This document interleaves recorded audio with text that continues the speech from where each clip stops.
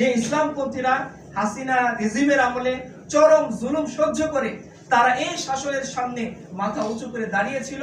আমরা আশা করি ইন ফিউচারে যদি আরো বড় জুলুম আসে আমরা সেই জুলুমের সামনেও মাথা উঁচু করে দাঁড়িয়ে আমরা আমাদের আগের কথা বলেই যাব।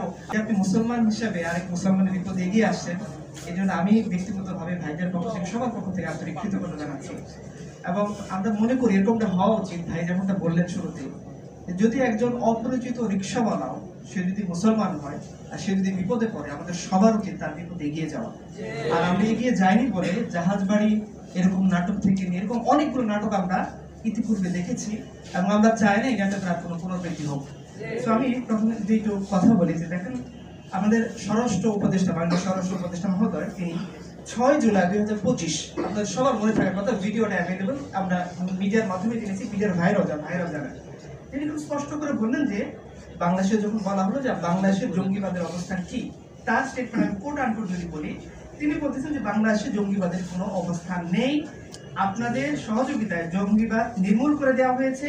গত 10 মাসে আপনারা কোনো জঙ্গিবাদের ইনফরমেশন দিতে পেরেছেন কি? আগে জঙ্গি ছিল, আপনারা ইনফরমেশন দিয়েছেন, এখন নেই, আপনারা ইনফরমেশন দেন না।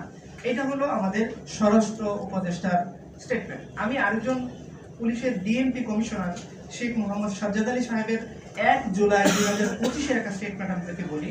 রাজধানীতে সাংবাদিকরা তাকে প্রশ্ন করেছেন যে বাংলাদেশে কোনো জঙ্গি আছে কি? তিনি বলছেন বাংলাদেশে কোনো জঙ্গি নাই, তবে বাংলাদেশে আছে ছিনতাইকারী। তিনি বলতেছেন যে জঙ্গি নাই, তবে এই ধরনের জঙ্গি নাটক আওয়ামী লীগের আমলে খেলা হয়েছে এবং তাকে প্রশ্ন করা হয়েছে ওলি আর্টিজনের ব্যাপারটা, তিনি সেটা অবশ্যই এড়িয়ে গিয়েছেন। তাহলে আমাদেরকে আপনারা বলেন, যারা সাংবাদিক ভাইরা আছেন, আমাদের উপস্থিত ভাইরা আছেন, আমরা 1 তারিখ 6 তারিখ স্টেটমেন্ট পেলাম জঙ্গিবাদ নেই, 27 দিনের মধ্যে জঙ্গিবাদ এতটা বাম্পার ফলন কিরকম হলো? বাতাবি লেবুর মতো বাম্পার ফলন কিনা, এটা আমাকে স্পষ্ট করতে হবে। যেখানে স্বরাষ্ট্র উপদেষ্টা বলতেছেন নেই, পুলিশের মহাপরিদর্শক বলতেছেন নেই, সেখানে কোত্থেকে কে বেরিয়ে এসে জঙ্গিবাদের বাম্পার ফলন করে দিল এবং কেন এই ফলনটা তারা ঘটে হলো? আমরা মনে করি প্রশাসনের এই বিষয়টা স্পষ্ট করা উচিত, কারণ এটা শুধুমাত্র আমাদের মান সম্মান যে হানি হয়েছে ব্যাপারটা এরকম না, এটা বাংলাদেশের ভাবমূর্তিও বিদেশের মধ্যে এটাকে ক্ষুণ্ণ করতেছে।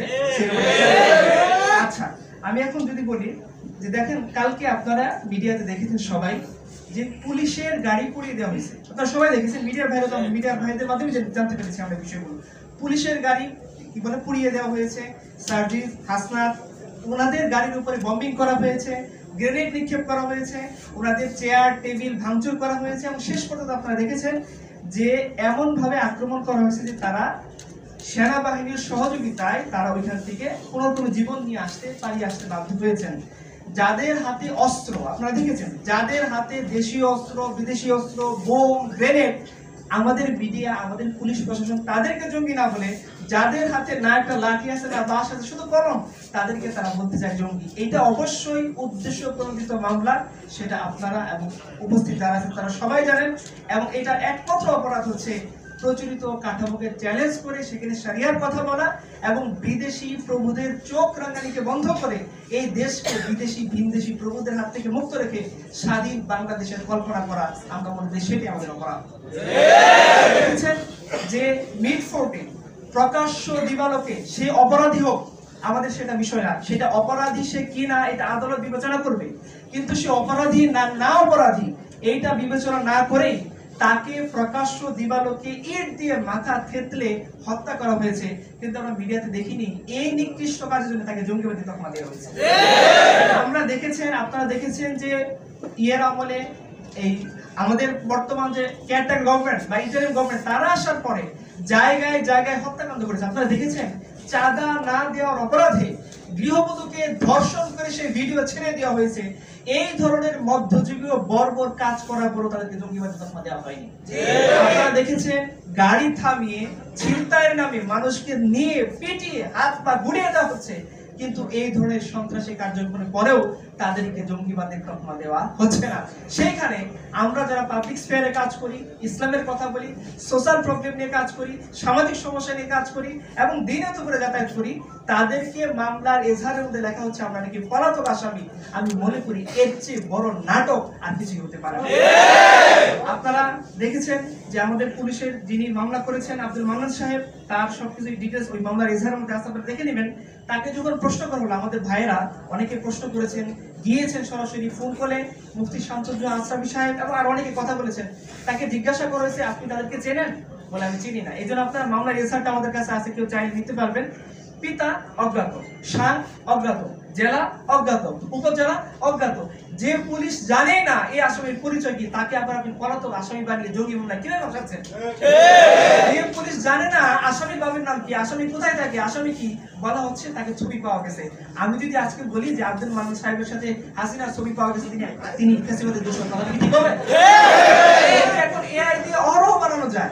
সেটাকে আপনি পরীক্ষা করেন, যাচাই করেন, আর ছবি পাওয়ার কারণে যদি কাউকে গ্রেফতার করতে হয়, তাহলে আমি বলবো আপনাদের শত শত পুলিশ অফিসারকে গ্রেফতার করতে হবে। এই কারণে কারণ আপনাদের অনেকের সাথে স্বরাষ্ট্রমন্ত্রী ছবি আছে, তিনি পলাতক। বিভিন্ন বিষয়ে সুস্থ আইন আদালতের ভাষা যদি আমরা ইসলামিক কথাটা অ্যাভয়েড করেও যাই, স্বাভাবিক যেটা আইনের ভাষা, সেই ভাষাগুলো আমাদের ক্ষেত্রে প্রয়োগ করা হয়নি। আমি মনে করি একটাই অপরাধ, আমরা ইসলামের কথা বলি। আপনারা দেখেছেন রিসেন্ট জাতিসংঘ এমন শর্ত আরোপ করেছে, আপনারা দেখেছেন যে সমকামী পার্টনার নিয়ে সেই দেশে আসতে চায়। আপনারা দেখেছেন পত্রিকায় এসেছে, বাংলাদেশ কোন প্রকার শর্ত আরোপ করতে পারবে না, এইভাবে তারা এই দেশে অফিস খুলবে। এই নিয়ে আমাদের মাননীয় উপদেষ্টা মহোদয়ের মধ্যে একটু দোলমোল চলতেছে। তারা অনুমোদন দেওয়ার পরে সেই সমঝোতা চুক্তিতে সই করবেন কিনা, এই নিয়ে তারাও দ্বিধাদ্বন্দ্বের মধ্যে আছে। যেখানে আমাদের স্বয়ং উপদেষ্টারা দ্বিধাদ্বন্দ্বের মধ্যে আছেন, এবং বাণিজ্য উপদেষ্টার বিষয়টা আপনারা দেখেছেন, তিনি বলতেছেন যেমন চুক্তি হয়েছে আমাদের প্রকাশ করা যাবে না। সো আমি মনে করি সামগ্রিক বিষয় নিয়ে রাষ্ট্রীয় জুলুম বলেন, সামাজিক জুলুম বলেন, পারিবারিক জুলুম বলেন, সব ক্ষেত্রে ইসলামপন্থীরা সবার আগে থাকে। এই জন্য আমি মনে করি অপরাধীরা ইসলামপন্থীদেরকে গলার কাটা মনে করে এই জঙ্গি কার্ড দিয়ে তাদেরকে ভিতর করে রাখতে চায়। ইনশাআল্লাহ আমরা জুলুমের বিরুদ্ধে কথা বলি, ইনসাফের পক্ষে কথা বলি। এই জঙ্গি জুজুর ভয় দেখে আমাদের কার্যক্রমকে স্তব্ধ করা যাবে না। ইনশাআল্লাহ বলবো, যেভাবে আমরা জুলাই বিপ্লবে অংশ নিয়েছিলাম, এইভাবে আমরা অন্যায়ের বিরুদ্ধে প্রত্যেকটি জায়গায় আমরা সামনের সাথে থাকবো ইনশাআল্লাহ। সেক্ষেত্রে আমরা দেখবো না আমাদেরকে কি ত্যাগ দেওয়া হয়েছে, কারণ সমাজের মানুষ জানে বন্যার্থ অবস্থায় ইসলামপন্থীরা আগে এগিয়ে যায়, কেউ ধর্ষিত হলে ইসলামপন্থীরা আগে এগিয়ে যায়, কেউ বিনা কারণে মামলাগ্রস্ত হলে ইসলামপন্থীরা আগে এগিয়ে যায়। এইভাবে ইসলামপন্থীরা নিজের জীবনে রিস্ক নিয়ে হলেও এই কওম, এই জমি, এই দেশের সার্বভৌমত্বের জন্য তারা কাজ করে যাবে ইনশাআল্লাহ। আপনারা জানেন যে জঙ্গিবাদ যদি বিষয়টা এতটাই যেভাবে প্রচার করা হচ্ছে এরকম ছিল, 5ই আগস্টের পর থেকে দেশ সবচেয়ে বেশি নাজুক অবস্থার মধ্যে ছিল। দেশে আইন শৃঙ্খলা বাহিনী ছিল না, থানাগুলোর অবস্থা ভালো ছিল না, অস্ত্রগুলো লুট হয়ে গিয়েছিল। যদি সত্যিকার অর্থে জঙ্গি জুজু বলে কিছু থাকতো, তাহলে ওই সময় তারা আক্রমণ করতো। তারা যেহেতু নাই, স্বরাষ্ট্র উপদেষ্টা বলেছেন, পুলিশের পরিদর্শক সাহেব বলেছেন, সো এই ধরনের নাটক আর পুনরাবৃত্তি না হোক। এই ধরনের নাটকের বলি হয়ে জাহাজবাড়ি হত্যাকাণ্ডের মাধ্যমে কিংবা আর কোনো হত্যাকাণ্ডের মাধ্যমে কেউ গুম না হোক, কারো ওয়াইফ রেপ না হোক, এবং কেউ অন্যায়ভাবে এইভাবে অজ্ঞাত মামলার চাক্ষুষ মানুষকে পলাতক আসামি বানিয়ে কারো মানহানি না করা হোক, আমরা এটা তীব্র দাবি জানাচ্ছি। যদি এইটা অবিলম্বে এইটার বিরুদ্ধে ভালো কোনো ধরনের অ্যাকশন আমাদের স্বরাষ্ট্র মন্ত্রণালয়, আমাদের পুলিশ প্রশাসন থেকে না নেওয়া হয়, তাহলে ইনশাআল্লাহ আমরা এই মানহানির বিরুদ্ধে আরো বড় ধরনের একটা পদক্ষেপ গ্রহণ করবো। তৌফিক দান করুন। শেষে আমি আমার ভাইদের বলবো, আপনারা এগুলো দিকে কখনো ভয় পাবেন না, আপনারা ন্যায়ের পক্ষে থাকবেন, জুলুমের বিরুদ্ধে থাকবেন। যেখানেই হোক আমাদের বুঝাইতে হবে আমাদের ইসলাম আমাদেরকে এমন আইডিওলজি দেয় যে কখনো জালিমকে থেকে ভয় পায় না। চোখে চোখ রেখে বলতে পারে যে তুমি এটা অপরাধ করেছো, অন্যায় করেছো। এবং যে ইসলামপন্থীরা হাসিনা রেজিমের আমলে চরম জুলুম সহ্য করে তারা এই শাসনের সামনে মাথা উঁচু করে দাঁড়িয়েছিল, আমরা আশা করি ইন ফিউচারে যদি আরো বড় জুলুম আসে, আমরা সেই জুলুমের সামনেও মাথা উঁচু করে দাঁড়িয়ে আমরা আমাদের আগের কথা বলেই যাবো। আল্লাহ তাআলা দান করুন।